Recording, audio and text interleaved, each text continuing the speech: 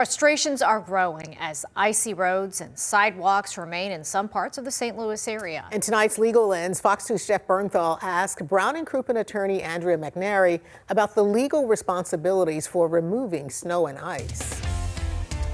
Let's start, Andrea, with people who are living in apartments, maybe asking us if their landlords are legally responsible to clear away the snow and ice.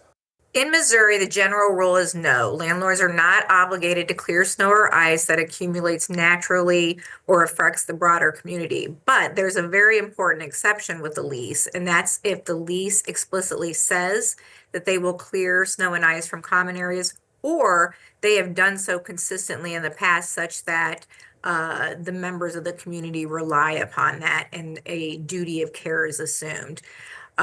But the advice for tenants is always just check your lease. What's in the contract is what's important. And if you are living in a home, maybe part of a homeowners association, and you're paying into that HOA to clear away snow and ice, and it doesn't happen, I guess what recourse might you have?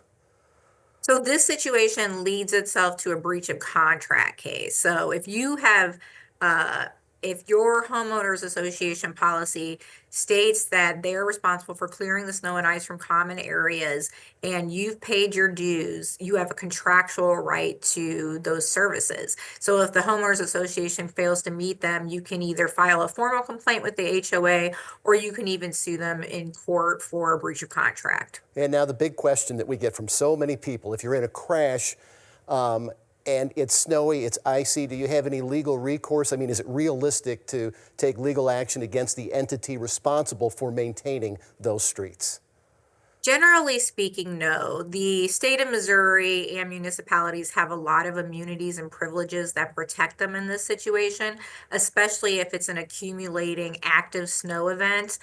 There's a little bit of what we call assumption of the risk here, in that MoDOT and other similar agencies regularly warn about staying off the roads or taking extra care. So the assumption is that if you're out on the road during one of these active weather events, that you've assumed the risk and are taking responsibility for your own safety.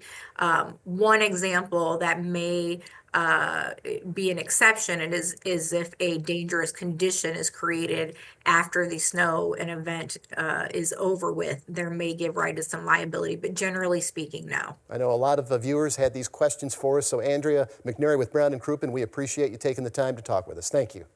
No problem. Jeff Bernthal, Fox 2 News. And you can catch the Legal Lens every Wednesday evening right here on Fox 2 News at 6.